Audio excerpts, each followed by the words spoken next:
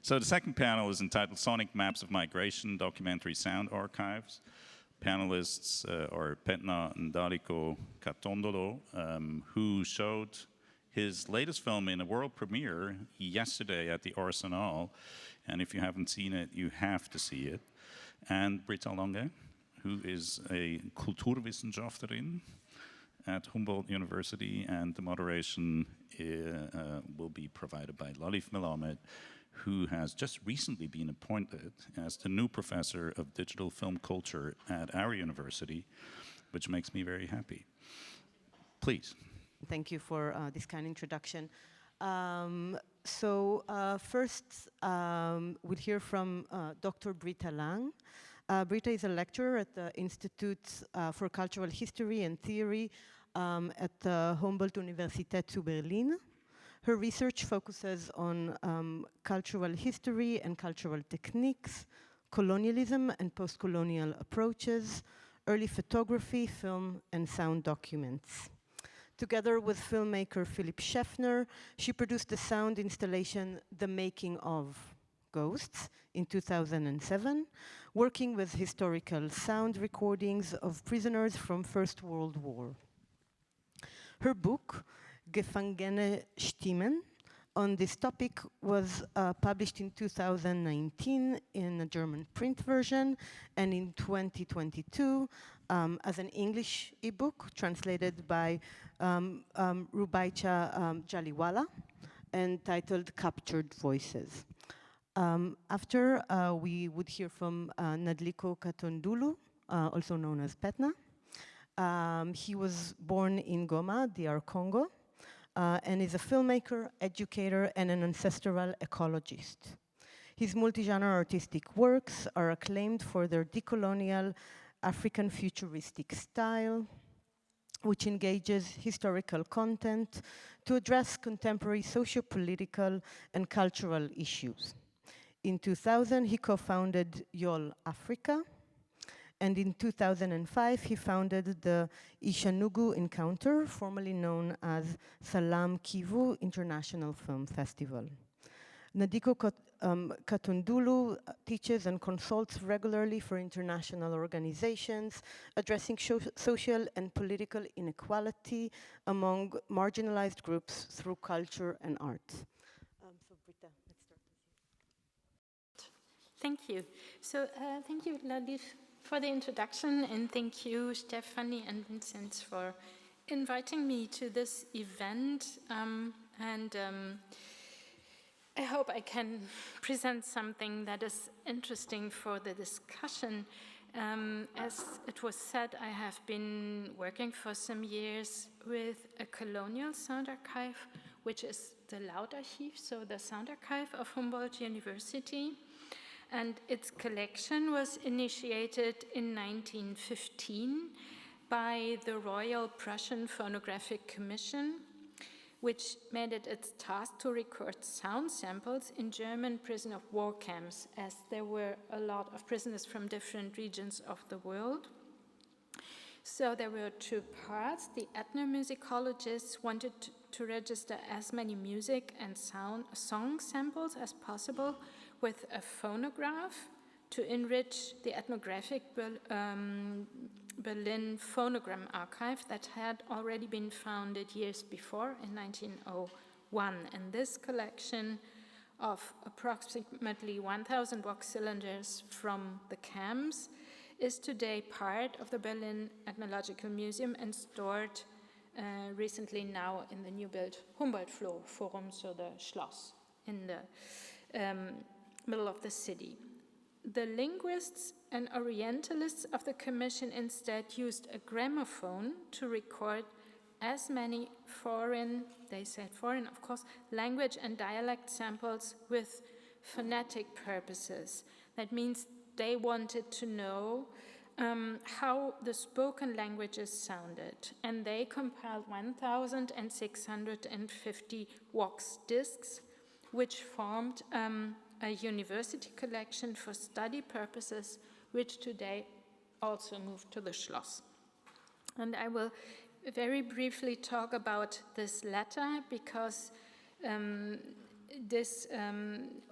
This one was also meant to be a sounding language library on shellac discs for the education of new colonial officers.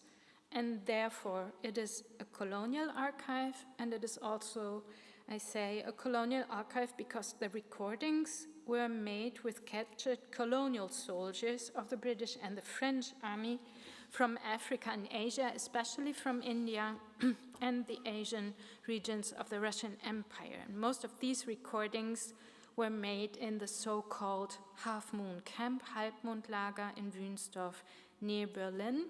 This was a political camp in which the Muslim and the non-Christian soldiers should be indoctrinated and made surrender to the Germans. So the latency of this colonial sound archive takes concrete form in media reports, journalistic works, and documentary films since around 2006. This is precisely the moment when the sound recordings were fully digitized. They're not available on the net, but they're available digitized in the archive. And I will show some very brief examples and try to elaborate on the strategies. The sound recordings are used with the moving images, and this use, of course, structures politics of listening. But I will not have the time to elaborate on the single recordings and to talk about the historical speakers. This would be a different lecture, and I apologize for it in respect of the historical persons.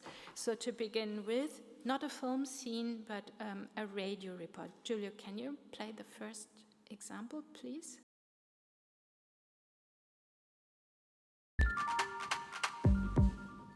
7h25 sur France Culture, la voix des poilus de 14-18, des archives sonores inédites nous arrive ce matin de Berlin. Vous allez entendre quelques-uns des 2000 enregistrements de soldats français faits prisonniers de guerre en Allemagne. 100 ans plus tard, ces voix vont enfin sortir des archives de l'université Humboldt de Berlin où s'est rendu notre correspondant Ludovic Piétenu. Votre radio n'a absolument aucun problème de réception. Ce que vous entendez a plus de 100 ans. Mon père était marchand de four. Mais quand c'est l'amour, y est-on toujours pour prendre le métier. Une voix gravée sur l'ancêtre du vinyle, un disque très épais en gomme laque de 27 cm de diamètre. Pour connaître l'origine de Even if you understand French, you cannot understand Jean Beauseigneur, the historical person speaking, because his recording is always interrupted by the reporter. The politics of listening is not to listen, to let speak, but to make clear that these sound recordings are a splash. The recording itself is what I call an acoustic illustration of a very simple story, a box of treasures to be discovered. Having done research on the collection, I can say that the Colonial Sound Archive is interwoven with a German notion of the colonial, which understands the colonial on the one side as property, or as wish to possess the colonized territory and make the population an inferior part of the nation. But on the other side, the colonial is something that remains always fundamentally different. So putting the colonial voice recordings in a colonial archive and keeping them there, this would be a hypothesis, is also a gesture of othering. And still today, this is true for archives on migration. They are often collections of movements, of migrants, of small museums, but migration is not part of the federal archives, not part of the national archive, as it is always considered to be the other. Migration is not an integral part of the nation, it is something else. In many media reports, the Colonial Sound Archive is used to make audible the past. But from today, obviously the past is not imaginable or conceivable without images.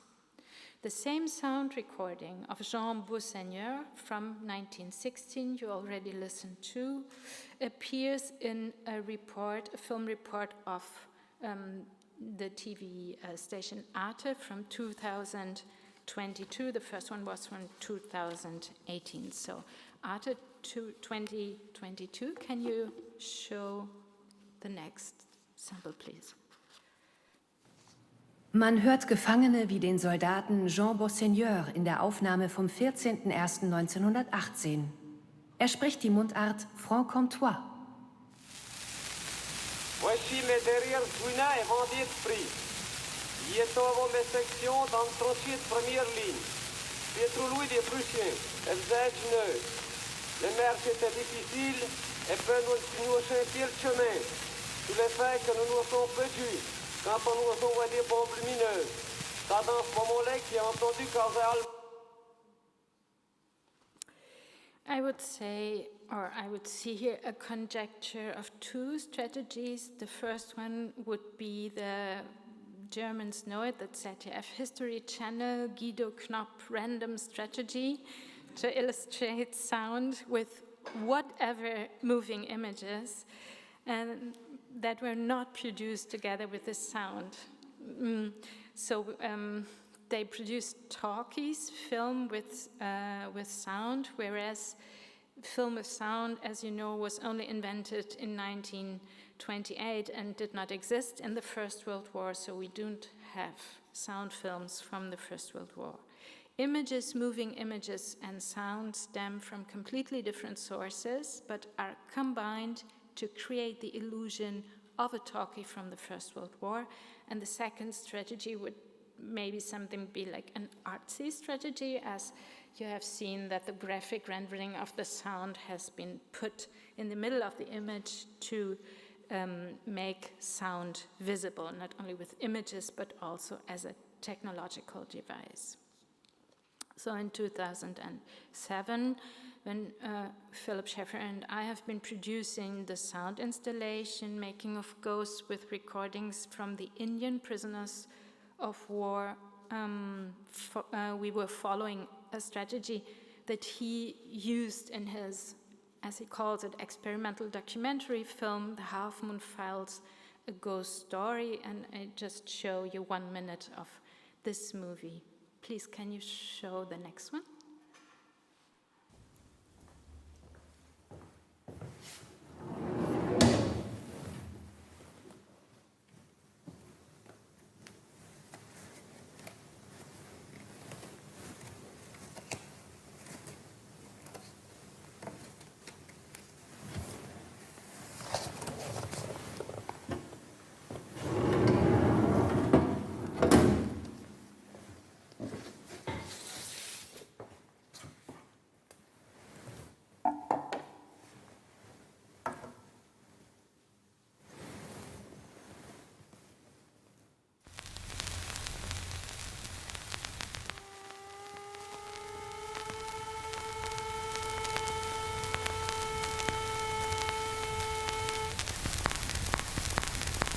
एक आदमी थी शेर मांस मक्खन खाता सी हिंदुस्तान में दो देर दूध पीता सी एक आदमी उस किसी आदमी ने उसने अंग्रेजा की नौकरी की वो आदमी जुर्ग की लड़ाई को आ गया उस आदमी नू जर्मनी ने कैद कर लिया वो उसनू इंडिया जाना चाहता है। You listen to the voice of Mal Singh, who is the protagonist of this film, The Half Moon Files, and the approach was not to understand the prisoner of war recordings as language samples, but as historical sources, and really to understand what people said, so personal stories, and the strategy using these voices in the film by Philip Schäffer, I would call it maybe the pure strategy, or the sound yes, image no strategy, because the historical sound is without images, and as there are no images, the screen remains black when the sound plays. The acousmatic voice is the only actor, and the full concentration is on the voice of the historical person and what he says. The translation of his words here to English is part of taking this man and his speech serious and not let him in the aura of an ununderstandable, exotic, at least for a German public. I will show you a last example, which I personally find also very, very touching, by Belgian filmmaker Sarah van Acht from 2010. Sarah van Acht rented a room in the street Yperlaan or Boulevard d'Ypres, which is the name of the film also. This is a street in Brussels where she's living not far and where many migrants live. And she showed them in this room, or she showed film footage from the First World War to the people passing by and trying to get into conversation. And she let them listen also to the sound recordings from the Berlin Sound Archive, the prisoners of war, asking them whether they could understand and maybe also translate for her. So can you show the last example, please?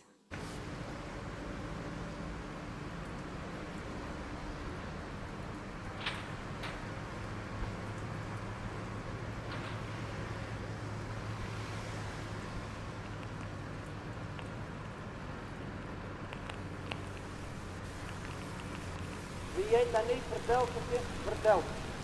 We moeten armen schreeuwen, anders verstoten we ons niet. We zijn moe en we hebben dorst. Als we gisteravond terugkwamen, waren de anderen al naar hun bed en ze sliepen vast. De knieën die deze nacht bij ons blijven liggen, maar hij is deze morgen gesmolten.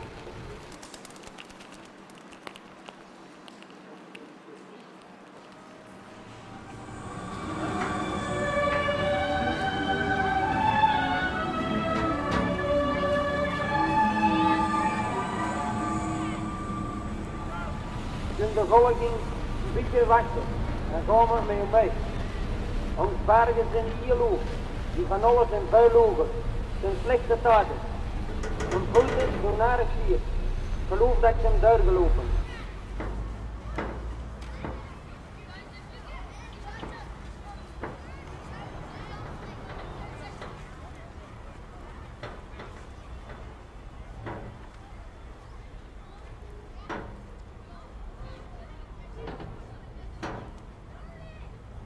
Er was een man die op het platteland leefde en die eigenlijk veel meer van de wereld wou zien. En zodoende werd hij kraanman. In het begin mocht hij enkel met kleinkranen werken, maar hoe meer ervaring hij had, hoe groter project hij mocht meedoen. Zodoende kwam hij in Brussel terecht.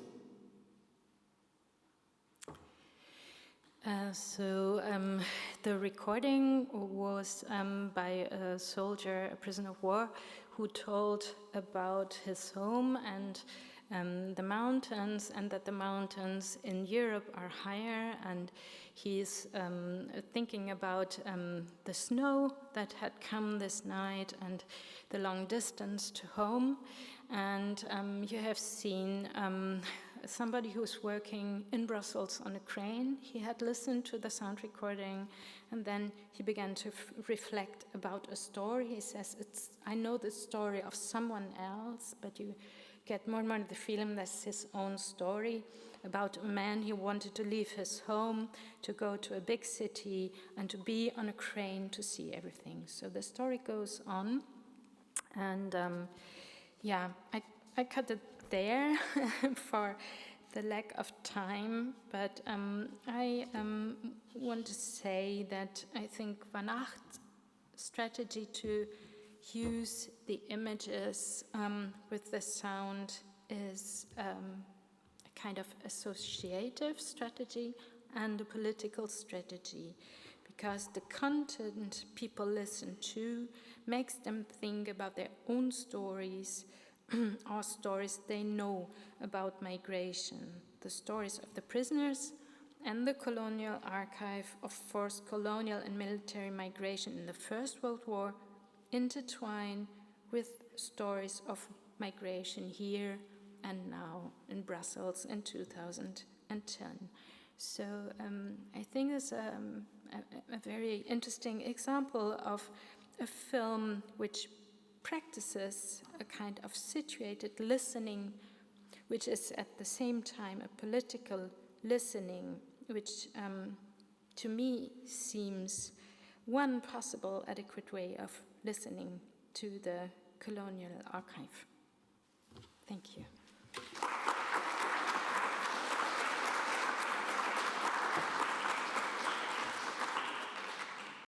Oh. All right, back home, this circle has to be completed. And I think this conversation started last night. So let's maybe complete the circle by recalibrating the space. So, guys, if you're ready to go and do this exercise with me, that would be wonderful. You ready? I don't really need a mark.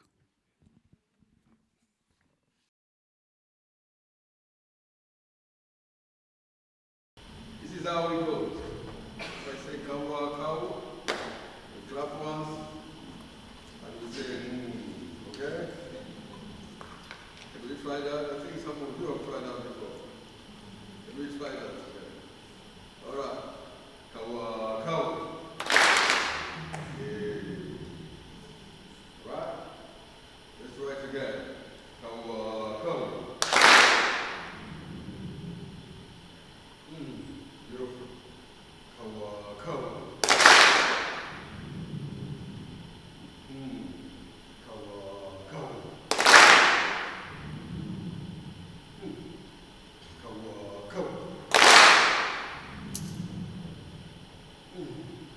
Kawa, kawa. Kawa, kawa. Kawa, kawa. Kawa, kawa.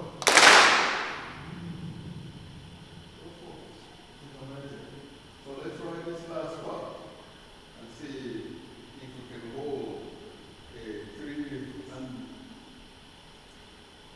what's that for sound, baby? How do you say that?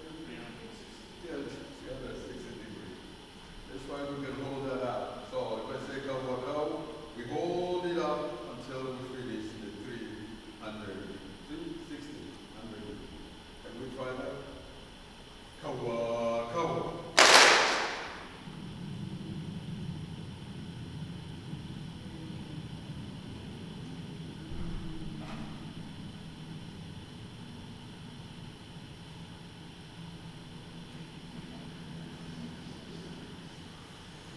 Thank you.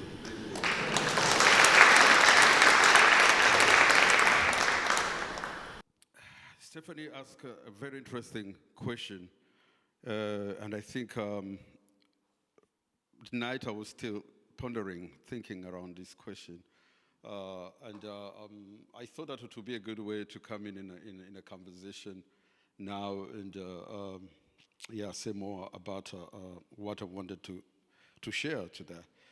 And the question was about the long testimony by Mama Chikwanine.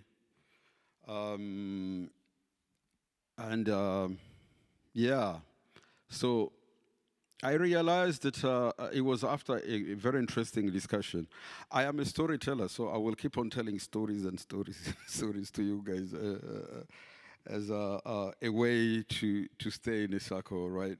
In that discussion, we were so curious to understand if there were colonial films that were shot on the continent of Africa, if they are there films that are narrated by women. So, and we were wondering, was in Europe women at that time or not? Why they couldn't, I mean, even if the narration was a little bit a lame practice, we're trying to see if there were no women, because so if one of you, because most of you I think you deal somehow in one way or another with archives, you know any of those films that are narrated by women, we are so interested in working with those films and see what they offer. And the idea really was that since most of those films like don't even give the occasion for somebody to enjoy or to watch the image. They are telling you what you are seeing. They're telling you what you want to see. As we know, it's a political act that was made through those films. And by the reflection on the side dimension of creating your own story as the audience, the viewer, we thought that the approach of having this disconnection with the image that you're seeing and having this testimony from Mama Achikwanine was a good way to bring an aesthetic that was not responding to that colonial gaze. So that's how we approach that part of the film, and we have a long testimonial from Mama Chikwanine. And with that comes also the idea that we were also facing when we brought the sound installation to the mamas at Yole Ecologia. I explained yesterday that Yole Ecologia, it's a space we created that engage into ancestral ecology and agro-liberation with people who was being displaced in Congo, most of the parts that host rare critical minerals for, most of it for green transition, green energy transition. And so people are being forced out of their village for multinational companies to have access to those mines. And this space, we engage folks in filmmaking, photography. Basically, it is storytelling and how to enact solutions from a local perspective that are finding original solution and meanings to local culture. And that is through food autonomy and so forth, so on. So as we brought the sound installation, one of the mama came up to me, and she was so excited. And among many things that she shared was, do you know that this installation, whatever I was hearing right now, and part of what you saw is part of that project, just only the sonic experience. And I said, what does it remind you of? And she talked about the Mukumbira culture. And Mukumbira culture, it's so interesting that it has been brought and understood, especially to us in contemporary Congo and Goma for being precise, that are by missionaries and religions, people, and all these other colonial forms, that it was a bad practice. Yet when I started talking to this lady, it was amazing, the mama, what she told me about what she knew about it. So it really connected very well with what my great-grandma used to tell me around the culture of Mukumbira. So the culture of Mukumbira is that pre-colonial folks did not have prisons. And therefore, whenever you committed any crime or any offense to the community, what they will do, basically, they will send you to exile and isolate you in a forest for a minute. And you have to stay there 21 one day is by yourself. And then after that, you will spend another week where people will start bringing food, right? And the whole thing was, oh, okay, that was a punishment for you to go and be eaten by, animals, all these things. But that's what we learned through the colonial education. But then my great-great-grandma used to bring it differently. And this woman, Mama at Yole Africa, she brought that memory back to my senses. And it was, the culture of Mukumbira was the time to take you to a space that you are not familiar with in your everyday practice, so that you can recalibrate. And this recalibration was coming through the this disconnect or reconnect that you want to achieve, that you will be faced with the vision, the visuals and the sound that most of the time they are not synced together. Because it's not, as I said yesterday, it's not that what you will seeing that you are hearing. And it's not falsely what you see, what you are hearing that you will see. And one of the very interesting story where that when those people comes back, they will tell you that, at some time I walked to the river and I didn't find the river. Because all I could hear, I will hear the sounds of the river next to me, and I will walk toward there to find water, but I never found the rivers. And then talk about the sounds of animals, like big animals or existing animals, which they never really met. So this story of Mukumbira or approach or understanding gave me a sort of a segue to think of, okay, I'm thinking about recording aesthetic. How can I start talking about or telling stories that I'm meeting the culture of Mukumbira? Like where recalibration will happen through the sound. And especially after being in a space again with mamas, when the Congolese army came to bring and put its artillery just behind our space and start bombing the rebels, and the rebels were responding back.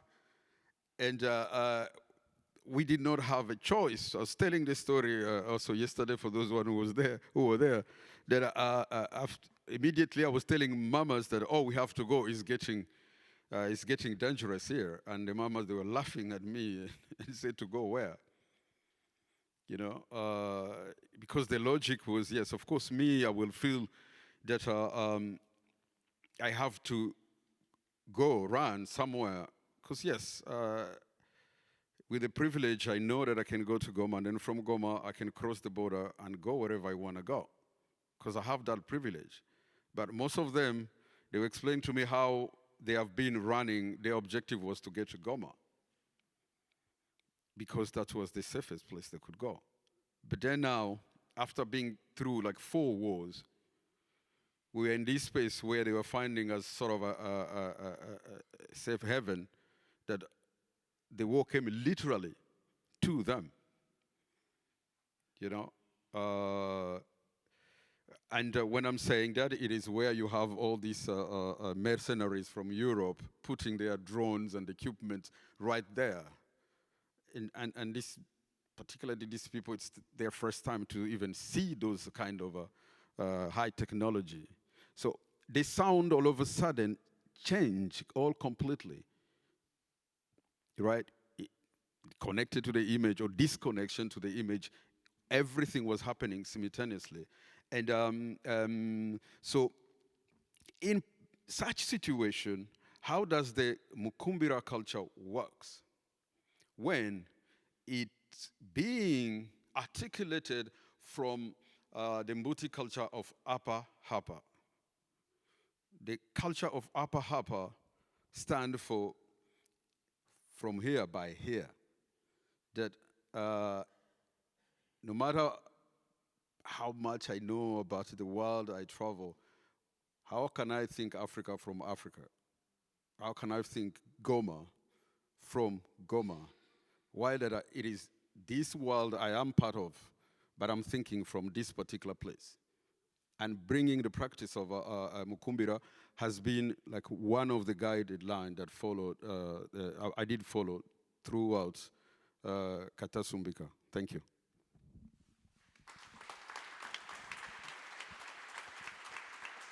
Thank you, the two of you. It strikes me as, you were talking about very different practices, very different approach to sound, very different set of sounds.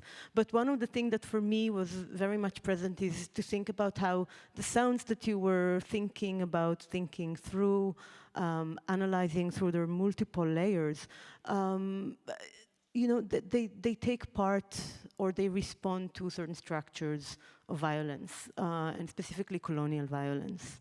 And it was really interesting to me, Britta, in how in your presentation, you really show us these kind of like layers of appropriation, subjectification that are still present in the way, at least the first two examples, in the way that we still, access these sounds, access their testimonies, if we can call them in such a way.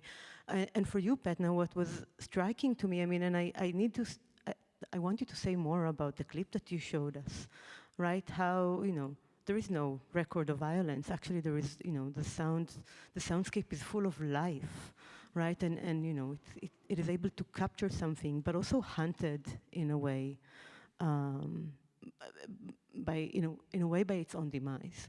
So if you can reflect a little bit how the sound carried the violence, how it objected, what kind of listening we can adopt in relation to the sound. And I really like it, Britta, that you said, it is about the politics of listening, not about the politics of how the sound was produced, but how we listen to it, even today. Petna, do you want to start? But, you're still thinking. Britta, I'm still thinking. Start? You're thinking? It's yours. It's on. It's on? Okay, I'm thinking too.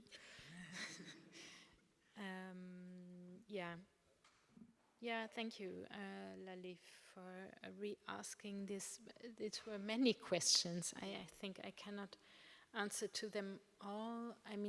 My experience with the archive is still that you have this, which is also the idea of the Schloss, the castle, is to have this treasure box and say, look, we have had now our history books and so on.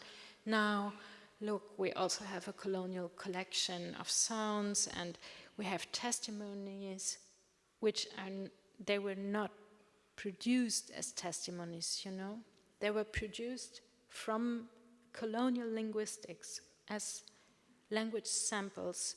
So for me, this gives a very difficult question, as I was one of the persons who said, but we have to consider them also as historical sources, and we have to listen to what people are saying, not on the level of phonetics, but on the level of content.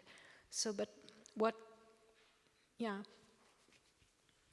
how can we cope with these sounds recordings which sometimes really are testimonies of violence? This really exists. There are sound recordings not only of traditional poems or sayings, which, by the way, in many cultures are actualisiert. They are updated, if you want to, in the camps. So you have a traditional song or a traditional poem or the melody, and then or the text or the melody is updated, like to the war circumstance. But there are also testimonies of people say, I was shot in Belgium, and my blood flowed in streams. They brought me to Germany. I want to go home. Please get me home. What can we do? This is an open question, and I think really one first step is to understand that these testimonies of violence were not made as testimonies. So the first thing is to ask a question about that. Well, how can it happen that we have these sounds but not as historical source, and what are we doing if we are transforming them? And then, there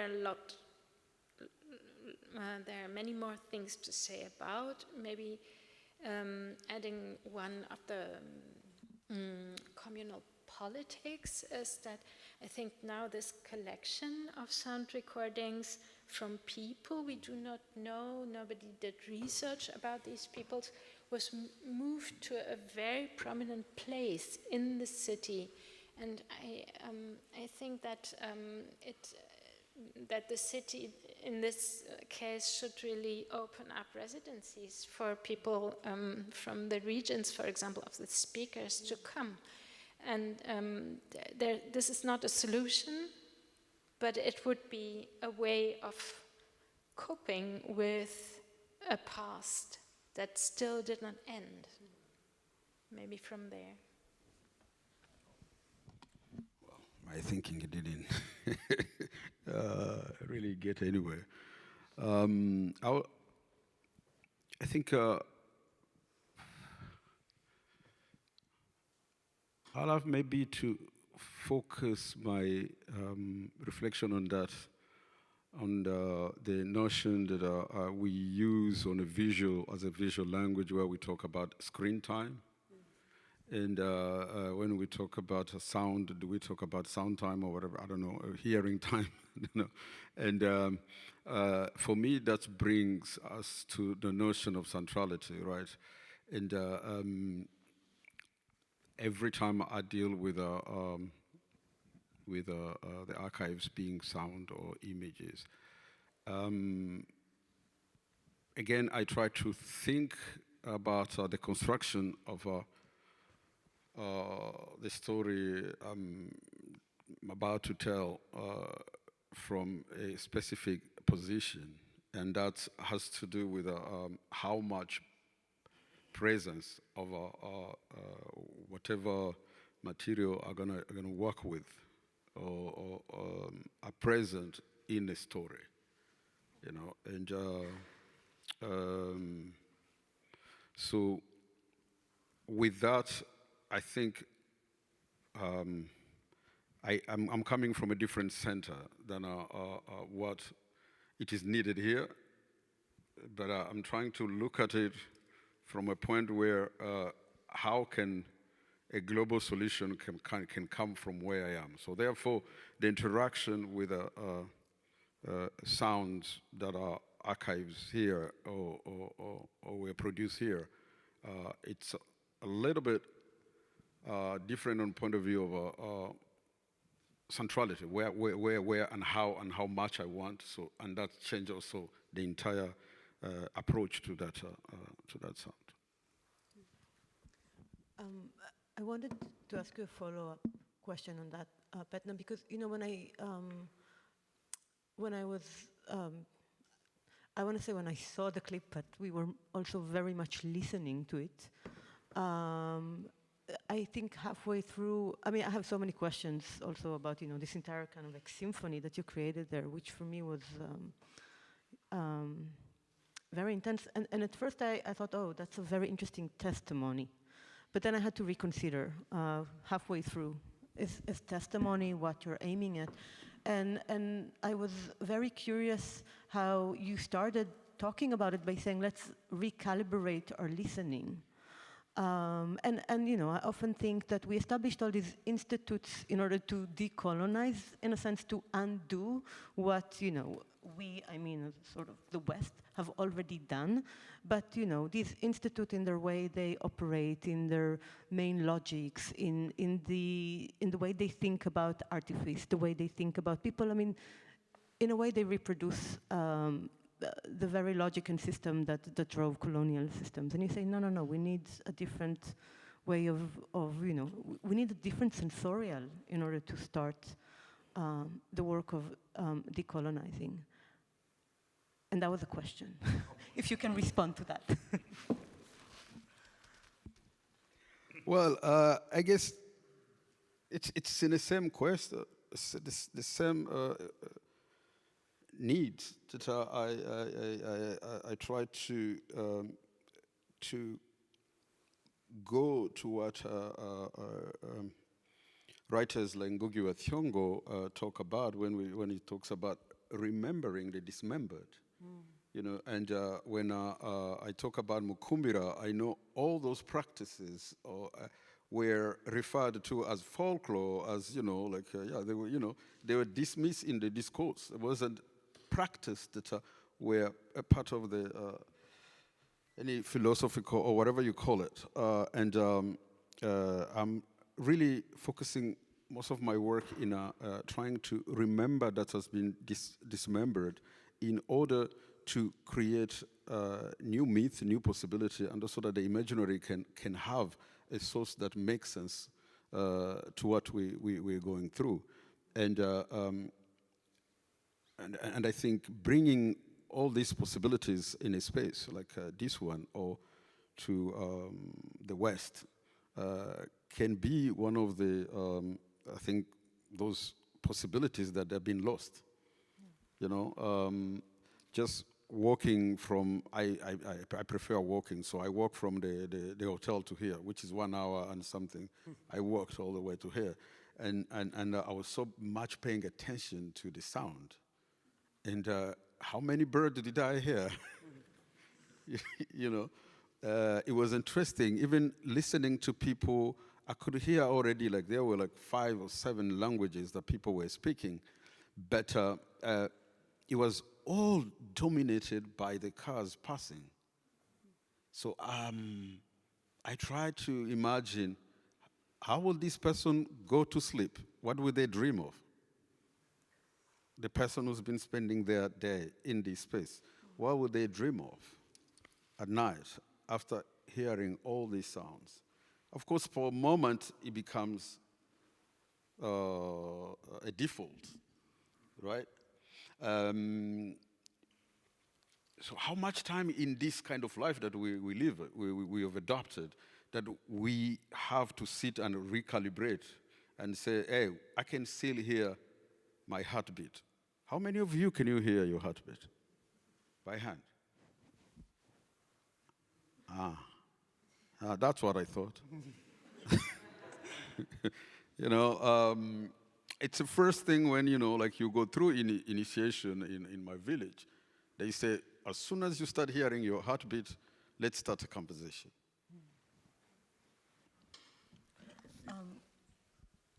Can I step in? I was trained as an academic. I'm teaching at university, so I taught a seminar on animals and the city. And I told the students also for not to read a text for the next week, but I told them, go out and see if you can listen to birds and to animals in the city. And they came back and they told me exactly that. Yeah, a lot of birds and this and that and then this and this. And I said, okay, for the next week, make sound recordings. And they came back and they were totally shocked because there were the birds, but there were the cars. And the cars were the most important thing. So this was also something I realized working with the sound recording, that people are very used to focus hearing or listening on the object, not only that they are seeing, but they are talking about or they are thinking of.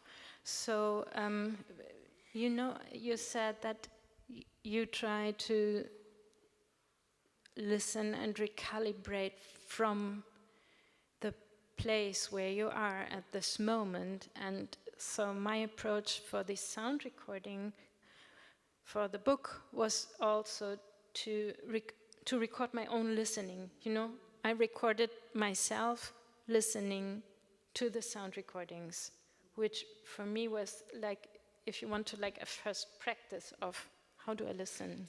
Maybe that fits a little bit. And that practice of recalibration, if you start really doing that every morning or any other day, you really can hear birds because they are here. They're not gone. And you can hear crickets. You can, not only at night. Really like, train the sensory differently. It doesn't have to be in a forest only so you can hear that.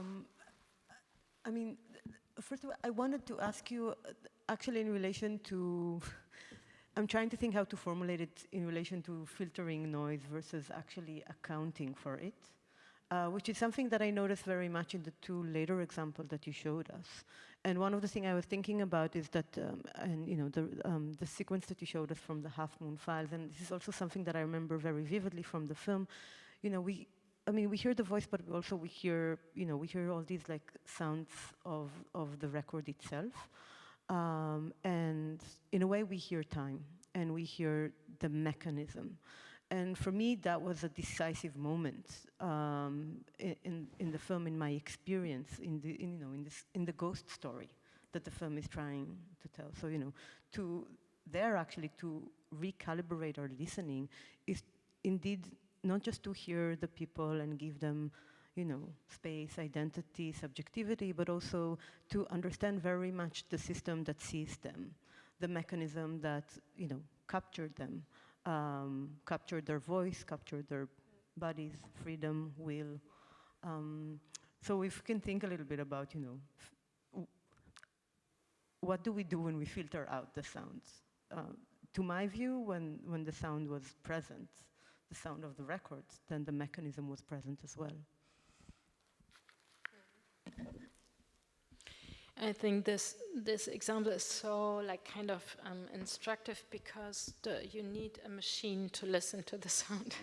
As you saw it, you need the turntable to listen to the shellac disc, or you need the computer to listen to the MP3 files. And the historical recordings cannot deny the technology because you always listen to putting it on, putting it off. You listen also to other persons, not a lot because they have to be very clear. And this led exactly to this situation that when we were working with the sound recordings, we were always seeing ourselves using the sound recordings in listening situations. And yeah, that is, I mean, it is a basic problem of history that if you work with historical devices, that you don't, I mean, you always say you go back to the past, but you don't, because you're here in this moment working with this historical sound or file or something. And so for me, it also came along to make my own listening audible, also made that I did not write the book in the third person, you know. It is a book about me listening. And this really made problems in academia because there's still a problem to write from your own perspective, even if you theorize and everything. So this is also a kind of major making of differences in, I say our, but what I mean is intend as German or German-speaking academia to make a difference between academic approach and artistic approach or quotidian approach. And I think such projects show that it doesn't make sense in all situations, that this differentiation has to collapse, because if you really take serious a kind of situated listening from, as I said, from the place where you are. Yeah, I mean, I want to open it to the audience. I have a lot of questions to ask about situatedness, but actually I want to hear from the people in the room, and I think you would like to hear from the people in the room. Are there any questions? Yes. Do we have a mic?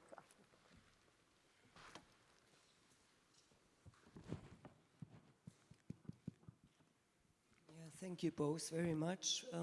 I had this strange experience, like when we saw the excerpts of Petna's film. Suddenly I had the feeling, from the material you showed, these voices have to be free. they have to find another place or another space. And this was a very intense emotion where you start to think, how should we really deal with this material? I have no idea, but the combination of these two presentations was like what you called a kombucha or so. Or it was very, I'm very thankful for that. I don't want to put you in an uncomfortable place, but can I actually ask you, Petna, what did you listen to when you saw the materials that Britta brought? And Britta, what did you listen to when you saw the material that Petna brought? Wow, it's beautiful. I would love to listen even to the clip where images were. I want to listen to them without images. You know, I was so curious about that because when I listened without images, it was I could I saw images. You know, so that was interesting. And you know, I think the voices that were speaking in the recording did not really capture much of my attention. It was more the material and how the sound was grainy and you know inaudible, and I was trying to imagine what was playing them because I didn't try to this is what I wanted to say just after you finished talking, then I decided not to speak. It was about that omnipresence of the machines that they help to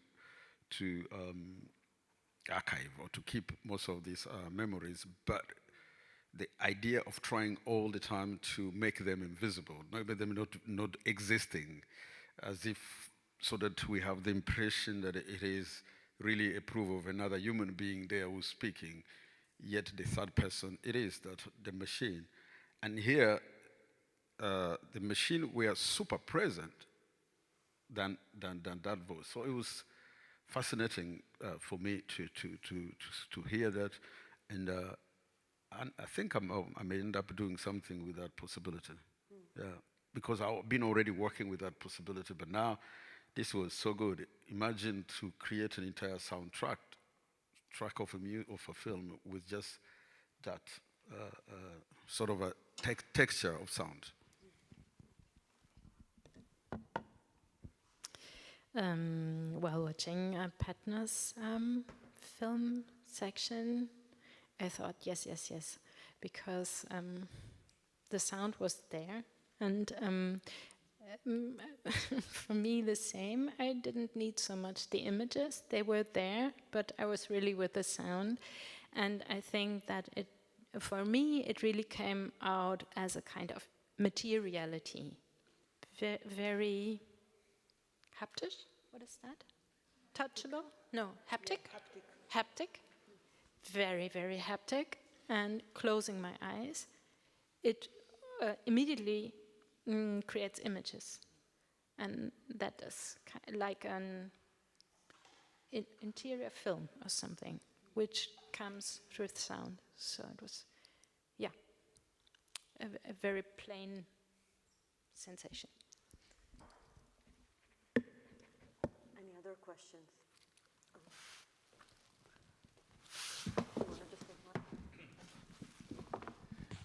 Yes, thank you. I just wanted to share a thought that I had, one of many, as I was watching Petna's clip, and it's quite simply that I was stunned how good the quality of the sound is, and the image. And I was just thinking there and sitting there and thinking, like 15 years ago, video sound technologies would not have allowed you to reach that kind of level of incredibly, you know, deep space experience of sound, the nuance, the quality of it. So technology really changes something here. You showed us the clip where you know, from Half Moon Files, which I really like because it shows us the technical dispositif required for reproducing these sounds and for accessing them, rather than just playing a digital sound file. And I was just wondering what your thoughts were on the changes of technology and how that affects the kind of work that you do. Yeah, thank you for that beautiful question. You know, it is always a huge challenge to me, because as much as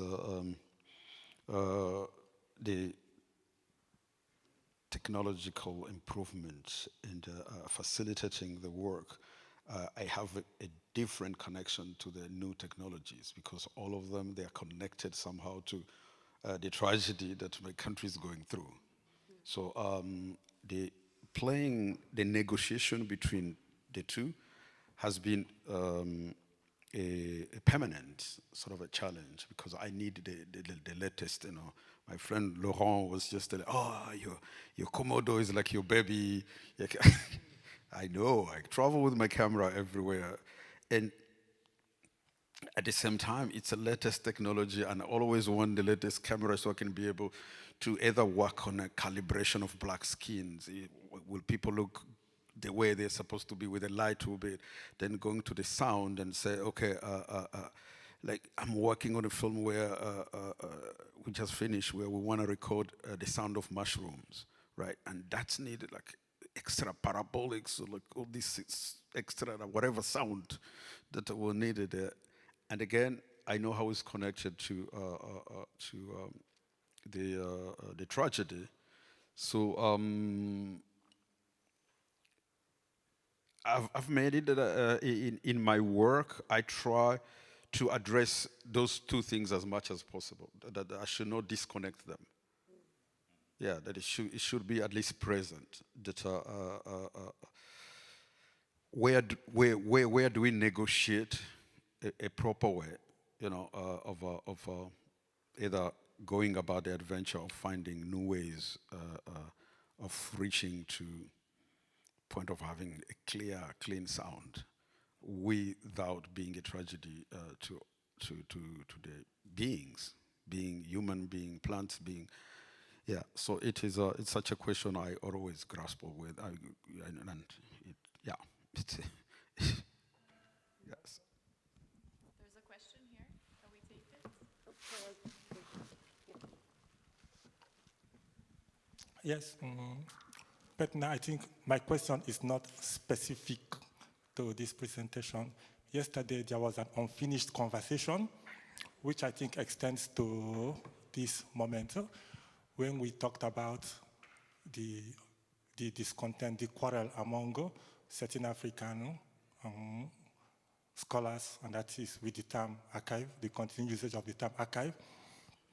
So I think also, do you think, as a general question regarding also this, your presentation and this program, do you think that this quarrel with the term archive goes to a general discontent among African archivists and scholars regarding contemporary global practice of archive as a curatorial and artistic practice, how it is practiced maybe in the global north and in the global south? What are the, beyond the need to rename the term archive, the practice? Do you think that there is a discontent really among African and third archivists regarding maybe first archivists and the scholars, how they approach archive, and how we also approach archive as third filmmakers and African archivists?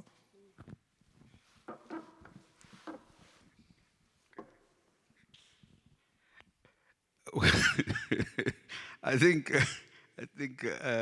your question connects very well with what was asked before. Yeah, honestly, I think it is all about positionality, and what we are dealing with. It is the heritage of a very repressive system, you know, and that has been denying many voices to have a space in a discussion. And I think we're talking about the academia or artistic practice, it has been the case, and the need of the inclusivity of forms of knowledges that are plenty around the globe is there, and we still have one system that it doesn't want to change because it thinks that the monopoly of knowledge, it's centered to Europe, and accepting that there is a plurality of knowledge that I have to have a space in between. I choose to speak literally like just from the guys from my village, even in spaces like this, because there is a certain language. I mean, here it's already very much advanced, right? We have to make it clear. It's so advanced here that we can even have this kind of conversation. But when you go in academia, not to criticize, it is the openness that is missing. Some scholars are really pushing, but the system is pushing back. It's pushing back on the scholars who are pushing to bring about, like, the hierarchy of knowledge. It should be just dismantled. It doesn't make sense anymore. And when we talk, it's not responding to the people's need. And why do we study? Why do we even engage in any intellectual discussion? Is because we want to produce thoughts or possibilities that make sense to the everyday life of people at the end of the day. We want to make sense of our own life. And therefore, if it doesn't work that way, then, it became these circles where you have a generation that has no future. And then others, they're like, this young one don't want to work hard. So, it comes with those simplistic dichotomy. So, yes, there is so much, a lot of knowledge that it has been brought up to surface, especially from the continent. And those notion of archiving in a living has never been, or it is having difficult to be acknowledged in most of the Western academia, though that has nothing to do with professors and teachers. No, I can applaud some academic pushing really hard for this to happen. But the system is still rigid. And there is no spaces for discussion of possibilities. And I think that zone of negotiation, once it is unlocked, the way I think I consider places like this, Arsenal, and all these approaches with Archival Assembly, there are those zones of negotiation. So if we have more of this, and Laura, like your space in Marseille, those are those zones of negotiation where we need more of that. And then I'm not saying that there is a solution that comes only from the continent. No. The space for conversation, honest conversation, where it's not about we know better, or we will preside here as professor professing to who, for what? Thank you.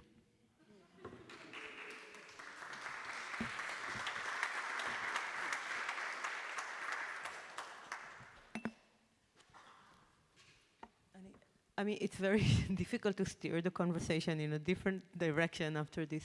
But it strikes me, I mean, when I was contacted by Vincent and Stephanie, they told me that, the Archival Assembly would be based on listening to archives. I was like, it's really interesting what listening will bring to the fore because, my interpretation, and I mean, I really hear what you're saying, but I also hear a discontent when Britta is saying, I mean, I had to put myself listening to these records inside the research. Otherwise, in a way, it would be against the politics of the research, right? So, I mean, in my imagination, with listening, we take a step back, and for a minute we let things echo, and we're listening to the echo of things, and we're listening, it's kind of like stepping taking a step back from the, proposition-based structure of research or academic discourse. And since we started the day with speculation, maybe we can think, what would be an archival practice of listening? You gave us some examples, right? You said, I always recorded myself listening to the record. You say,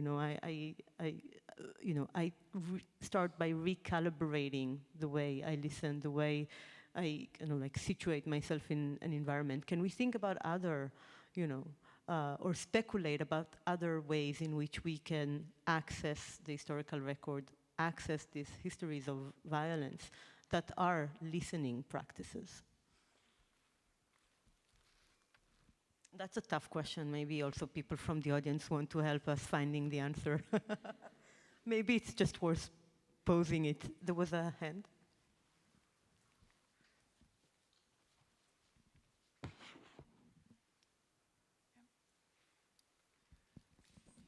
I'm not going to answer your question, so I'm going to wait until someone do it, then do my question. No, but you can ask a different question. See, that's a very good example of listening when we are listening to you. The questions are always complicated because this question I'm going to make is kind of connected, but it's not an answer. For example, when Petna was talking, he talks about the knowledge and producing knowledge. I think one of the mindset we have now, present days, is the idea of production. Knowledge are production, art are production that needs a market. And in Guinea-Bissau society, there are societies that they have schools, they have initiation, different layers, different etapas, phases of initiation. So they learn different things advancing in life. It's a school, but it's not a school to produce like a marketable values. But today, they do art, people do art to, I'm gonna make a bench just to sit on it, but I'm gonna make it very beautiful. There's no space for art, for knowledge, for love, they're all mixed. But now we separate everything and we marketing all the things. We study in academias, we write papers to make money on it. It's not just to produce knowledge. To produce knowledge, that's the word. Because we need money. It's not we want to share knowledge, we want to make something beautiful. And if you don't write papers, you don't get funding. So we are trapped on our conception of things. So everything goes to one place, the market, the money. And once the money is in Europe, there's a problem, what Petna was saying. Because we can talk decolonization, anti-colonization, blah, blah, blah, colonization. Nothing will change. Maybe it's time to talk about westernization.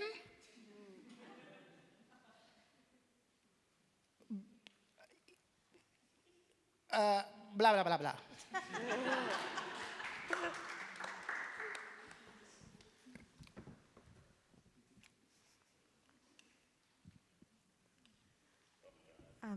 Is it okay if I collect another comment? Okay, just a comment. I was thinking a lot about temporality in both sessions. And I think in the first session, today's first session, I was thinking about the future, so speculative acts as ways to imagine a different future. And I think what your panel has done for me is bring me back into the present by reminding us that in order to decolonize in order to imagine the past differently, we have to actually reconfigure our relationship to the texts, to knowledge, whatever, in the now, the how we are doing our work in the now. And so it seems to me that the future is really about the present. It's about the past, of course, but also the present. And so that was just a thought in my head that I wanted to throw out there in case it's helpful. Thank you.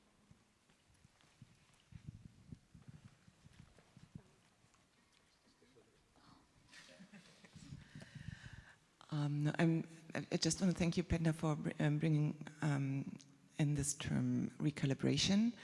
And I think from now on I stop talking about learning and unlearning, because it's like, you know, just replacing one through the other. Whereas recalibration makes a lot more sense to me now. It sounds more complicated. And to answer your question, I think this is, if we close our eyes and listen to lots of things that we think we know and things that we don't know, then I think this can be the beginning of a recalibration process.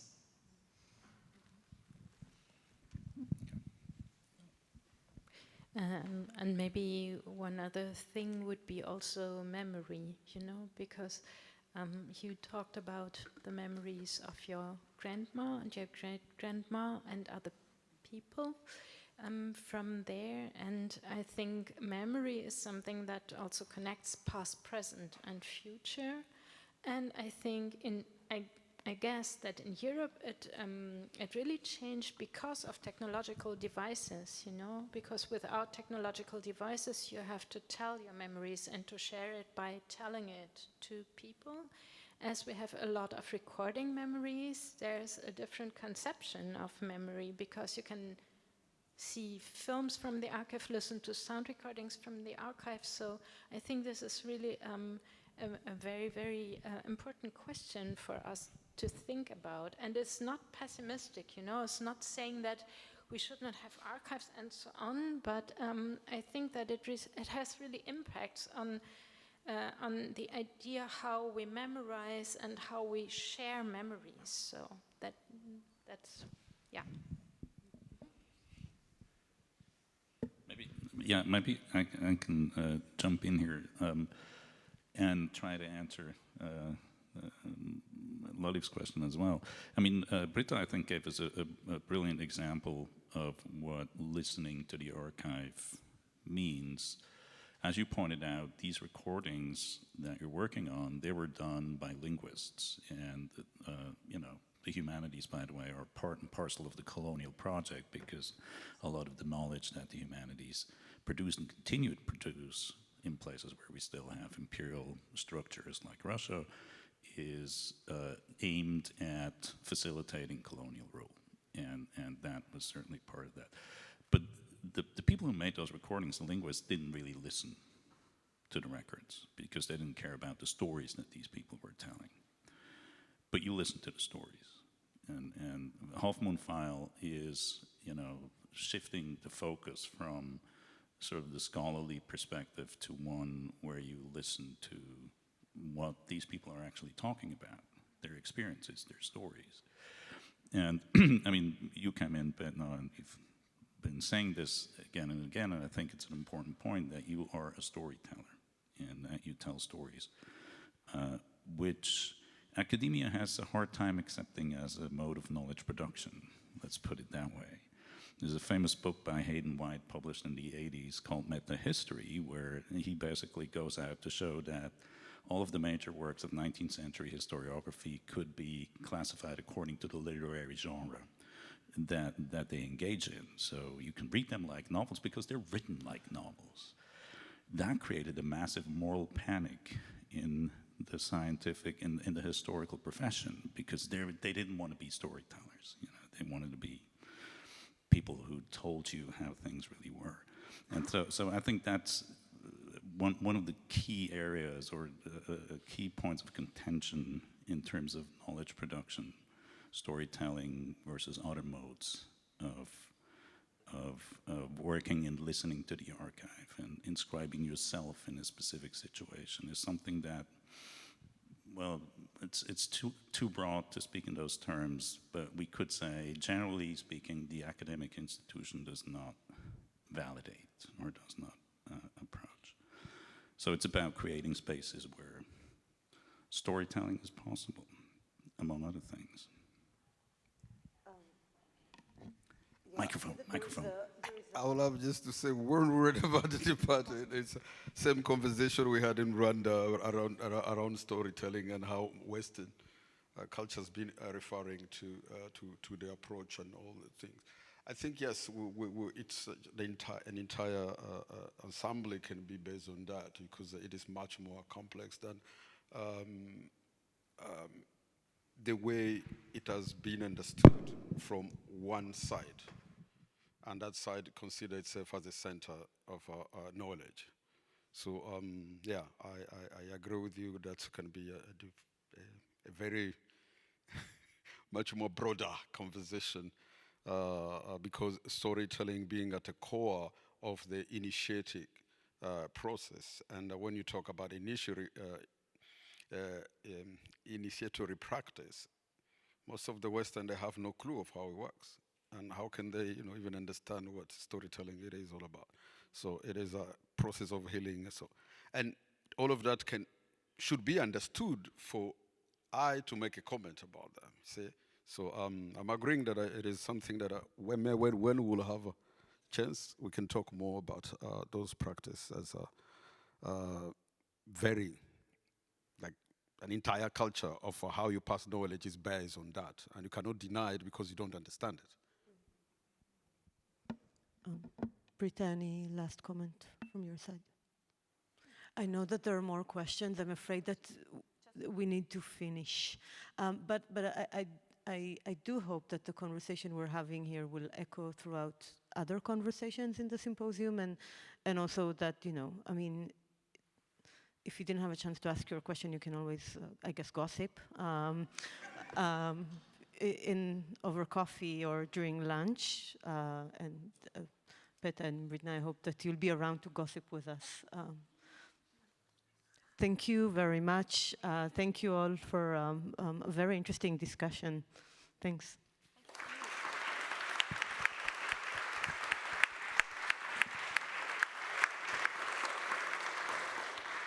All right, thank you to the panelists. The program continues at 3 o'clock in SİNEMA TRANSTOPIA with a Found Future session, but you can also join the soundbar migas, which is right next to it. There are